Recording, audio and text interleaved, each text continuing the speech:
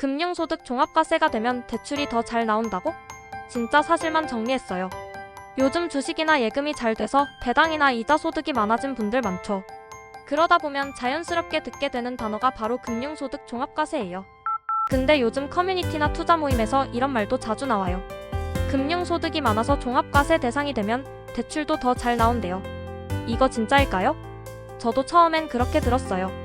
세금은 더 내지만 소득이 인정돼서 한도가 늘어난다는 말이 꽤 설득력 있잖아요. 그래서 실제로 은행 상담도 받아보고 세무사랑도 이야기해봤습니다.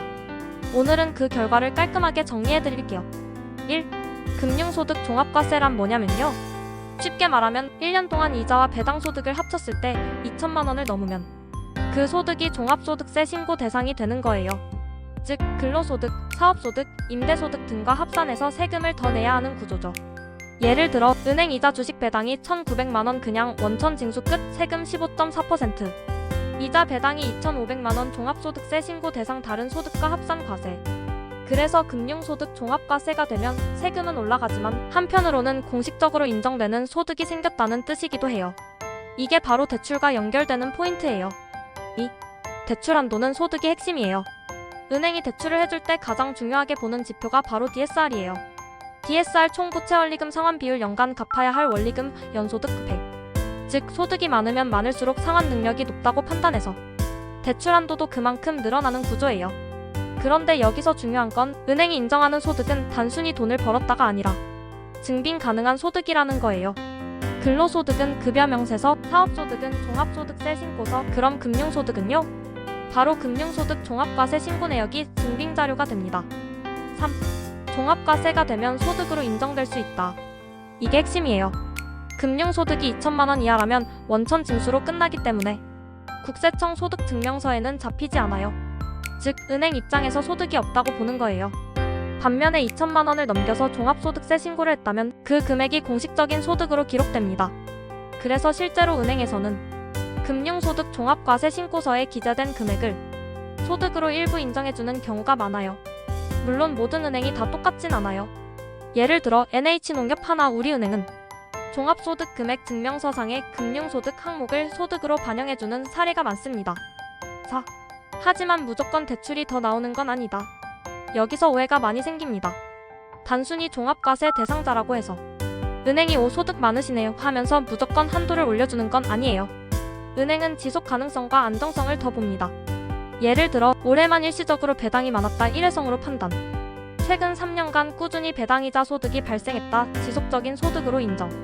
즉 꾸준함이 중요해요. 저도 실제로 상담받을 때 은행 직원이 이게 매년 들어오는 배당인가요? 하고 물어보더라고요.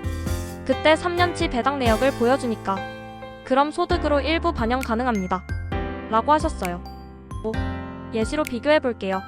어씨 근로소득 연 6천만 원, 금융소득 1,500만 원 원천 징수 종합과세 X. B씨 근로소득 연 6천만 원, 금융소득 3천만 원 종합소득세 신고 종합과세요. 이 경우 DSR 계산 시 어씨는 연소득 6천만 원만 인정, B씨는 근로소득 금융소득 9천만 원 일부 반영 가능. 즉 같은 대출을 신청해도 B씨가 한도가 조금 더 높게 나올 수 있습니다. 단 금융소득이 꾸준할 경우에만. 6. 실제 경험담. 저는 몇 년 전부터 배당 위주 포트폴리오를 운영하고 있어요. 해마다 금융소득이 3천만 원 정도 돼서 종합과세 신고를 하고 있습니다. 2023년에 주담대 상담을 받았는데 은행 직원이 제 종합소득 금액 증명서를 보더니 금융소득이 포함되어 있네요 하시더라고요. 그 덕분에 DSR 계산 시 근로소득 외에 금융소득도 일부 반영돼서 대출 한도가 약 510% 정도 늘어났어요. 물론 이건 제 케이스일 뿐 모든 은행이 그렇게 해주는 건 아닙니다. 그래도 소득 증빙이 명확하니 훨씬 깔끔했어요. 7. 하지만 건보료는 오른다. 여기서 꼭 기억해야 할 게 하나 있어요. 금융소득 종합과세가 되면 세금만 오르는 게 아니라 건강보험료도 함께 오릅니다. 특히 지역가입자분들은 체감이 큽니다. 건보료 산정 시 금융소득이 반영되기 때문에 매년 배당이 많으면 건보료도 껑충 올라요. 그래서 저는 건보료 상승분까지 감안해도 종합과세 신고가 유리한가? 이걸 먼저 따져보는 편이에요. 8. 한눈에 정리해볼게요. 9분. 금융소득 종합과세 X 2천만 원 이하, 금융소득 종합과세 5 2천만 원 초과, 종합소득세 신고. 불필요, 필수, 소득 증빙 가능성, 낮음, 높음, 대출 한도 반영, X, 일부 반영 가능, 건보료 인상, 없음, 있음 특히 지역가입자. 결론. 금융소득 종합과세가 되면 대출이 더 잘 나온다는 말, 절반은 맞고 절반은 틀린 말이에요. 단순히 과세 대상이 됐다고 한도가 오르는 건 아니고 그 소득이 꾸준하고 증빙 가능한 형태일 때만 은행이 소득으로 인정해주는 거예요. 그래서 만약 매년 배당이나 이자 소득이 2천만 원을 넘는다면 그걸 꾸준히 신고해서 공식 소득으로 쌓아두세요. 이건 나중에 대출뿐만 아니라 신용평가에도 긍정적으로 작용합니다. 요약 한 줄. 금융소득 종합과세 세금은 늘지만 꾸준한 금융소득은 공식 소득으로 인정받아 대출 한도에 도움될 수 있다.